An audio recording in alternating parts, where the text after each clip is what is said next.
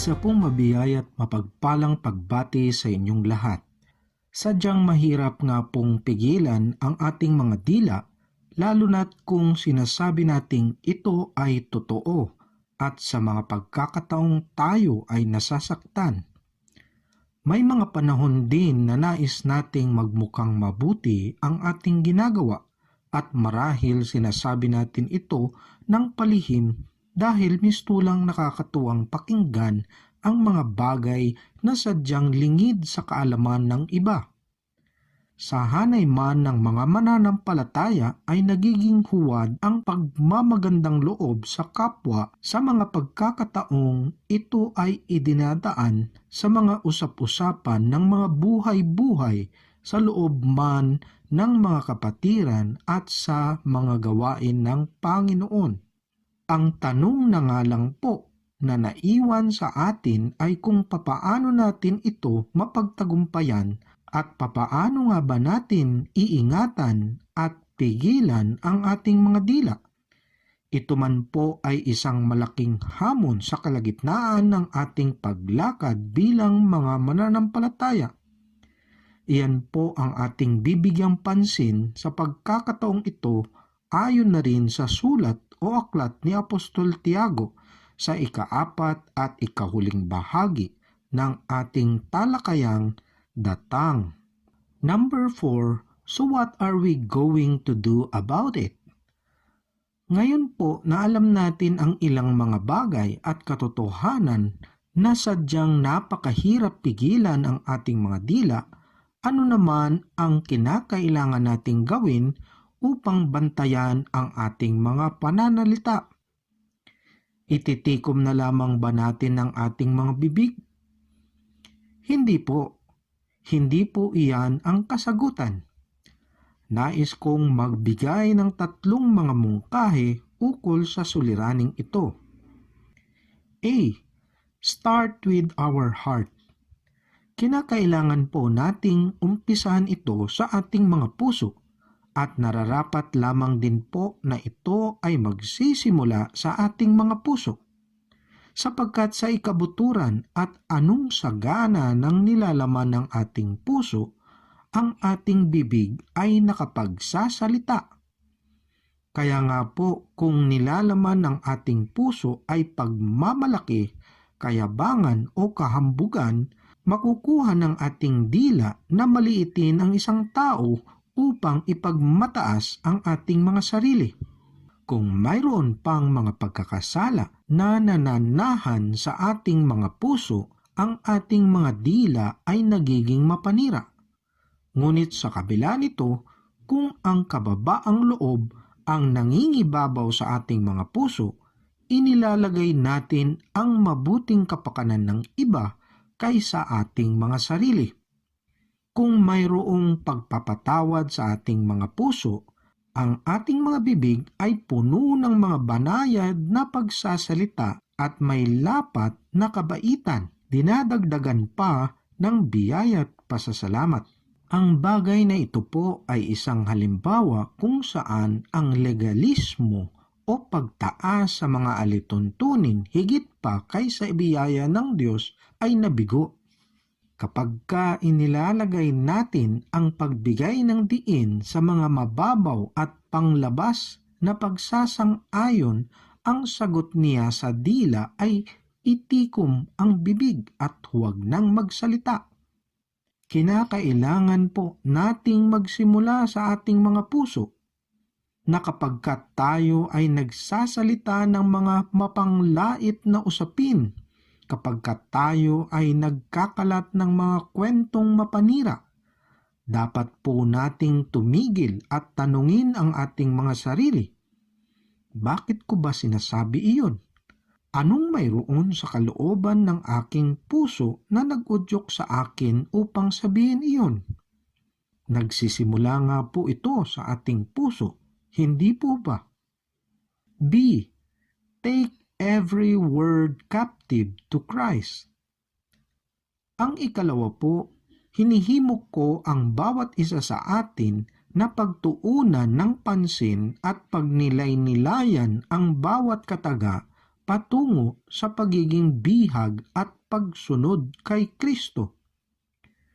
Wika nga po ni Pablo sa 2 Corinthians 10 verses 3 to 6, Magandang Balita Biblia 2nd edition. Kung nabubuhay man kami sa mundong ito, hindi naman kami nakikipaglaban ayon sa pamamaraan ng mundong ito. Ang sandatang ginamit namin sa pakikipaglaban ay hindi sandatang makamundo, kundi ang kapangyarihan ng Diyos na nakakapagpabagsak ng mga kuta. Sinisira namin ang mga maling pangangatwiran. Ginagapin namin ang lahat ng pagmamataas laban sa kaalaman tungkol sa Diyos. At binibihag namin ang lahat ng isipan upang matutong sumunod kay Kristo. At kung lubusan na kayong sumusunod, nakahanda kaming parusahan ang lahat ng sumusuway. Marahil naririnig na po natin ang mga katagang, gamitin ang ating mga utak bago ang ating mga bibig. Madalas po tayong lahat na nagkulang sa bagay na ito dahil nagiging palasak na lamang ito na naibubulalas ng ating mga dila. Tila bagang ito ay natural na lamang. Kinakailangan po nating matutunan na sa bawat pananalita na lumalabas sa ating mga bibig ay sadyang bihag kay Kristo. Maaari man tayong mabigo, ngunit sa pamamagitan ng biyaya ng Diyos na nasa atin at paglukob ng banal na Espiritu ay mapagtagumpayan nating rendahan ang ating mga pananalita.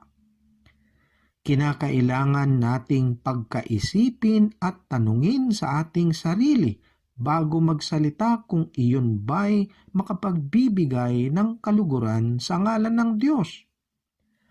Ang pananalita ko ba'y puno ng kaniyang biyaya at pasasalamat sa Kaniya? Ito ba ay nakakapanira ng reputasyon ng aking kapwa? Ito ba ay nakapagpapalago o sadyang pamimintas lamang? See, there is a time and place to talk about issues, confront as well as comfort. Ang ikatlo po, anong kailangan nating gawin ukol dito? May mga tamang panahon o pagkakataon at lugar para pag-usapan ang mga suliraning ito. Hindi po itinuturo ng Biblia o salita ng Diyos na dapat nating baliwalain ang ating mga problema. Marahil ito ay huli sa lahat ng mga bagay. Mayroong panahon na ito ay ating harapin at panahon upang mag-aliw o magbigay ng tatag sa kalooban.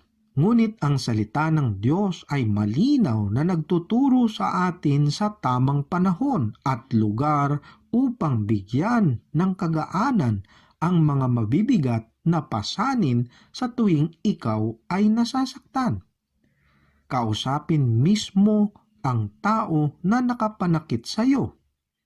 May panahon at lugar upang pag-usapan ang mga isyu sa ating mga buhay.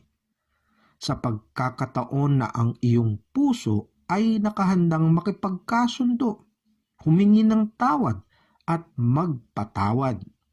Mayroong tamang panahon at lugar upang talakayin ang mga mahihirap na suliranin kapag ang ating mga pananalita ay bunga ng biyaya at pasasalamat. Sa tuwing ang umuudyok na puwersa ay pag-ibig, kapakumbabaan at kahinahunan. Wala pong panahon at lugar upang tayo ay magkalat ng mga mapanirang usapin o tsismis. Walang-wala po. Number 5, this is one of the central struggles of the Christian walk. Ito nga po ay isa sa pangunahing laban sa ating Kristiyanong pamumuhay o lakarin bilang isang mananampalataya at tagapagsunod ni Kristo. Di po ba? A. Must rise to the challenge. Ito nga po ay isa sa pangunahing laban sa ating paglakad bilang mananampalataya at ako po ay nananawagan sa bawat isa sa inyo. Kabilang sa aking katawagan bilang lingkod ng Diyos na tayo ay mangibabaw sa hamon na ito. Kung tayo bilang isang individual man o bilang eklesiya ay bigong mangibabaw sa hamon na ito, ang ating mga dila ay dudungisan ang ating hanay at buong pagkatao. Dudungisan po nito ang kabuhan ng ating katawan. Dudungisan nito ang katawan ni Kristo na nagkakatipon-tipon. Kapag hindi tayo nangibabaw sa hamon na ito, ang ating mga dila ay magdudulot ng apoy na tutupok sa buhay at hanay ng mga mananampalataya. B. Faith without works is dead. Pagkatandaan po natin na sadyang patay ang pananampalatayang hindi gumagana. Ang isang tunay na pinawalang sala na ng Diyos ay natatagpuang namumuhay tungo sa kabanalan niya. At kalakip po ng kabanalang iyan ay ang pagkatuto nating bantayan at ingatan ang ating mga dila. C. Never be fully successful this side of heaven. Sa magkagayon, mahirap mang pigilan ang dila sapagkat sa bahagi ng mundong ito ay mahirap ding matagpuan ang kadalisayan ng ating puso. Subalit ang bawat isa sa atin ay maaaring piliin at tumungo sa tamang landas habang pinupuno natin ang ating mga puso ng kahinahunan at kabutihan. Mapagpatawad kagaya din ng pagpapatawad sa atin ng Diyos. Maaari tayong maging patuloy at nananatiling katangi-tangi kahalintulad ng mga taong binigyan pugay ni Tiago sa James 4 verses 7 to 10, kung saan sinabi niyang, "Kaya nga, pasakop kayo sa kapangyarihan ng Diyos. Labanan ninyo ang dyablo at lalayuan kayo nito. Lumapit kayo sa Diyos at lalapit siya sa inyo. Linisin ninyo ang inyong mga kamay, kayong mga makasalanan. Linisin ninyo ang inyong puso, kayong pabago-bago ang isip. Maghinagpis kayo, umiyak at tumangis. Palitan ninyo ng pagluha ang inyong tawanan at ng kalungkutan ang inyong kagalakan. Magpakumbaba kayo sa harapan ng Panginoon at itaas niya kayo. Tayo po ay mamanata at patuloy na makikibaka sa mahirap na lakaring ito na may pusong nilinis na sa bahid ng mga kasalanan at nirerendahan ang ating mga dila, kung saan iniusal lamang ang mga katagang puno ng biyaya at pasasalamat sa bawat isa at habag ng Diyos sa atin. Tayo po ay magkaisang manalangin. O aming makapangyarihan at dakilang Diyos, lubos po kaming nagpapasalamat na sa pagkakataong ito ay tuluyan na po naming natapos ang aming talakayan patungkol sa dila. Sadya pong napakahirap pigilan at rendahan ang aming mga dila at marahil wala po kaming kapangyarihan upang sawatain ang mga masasamang mga bagay na sadyang lumalabas sa aming mga bibig.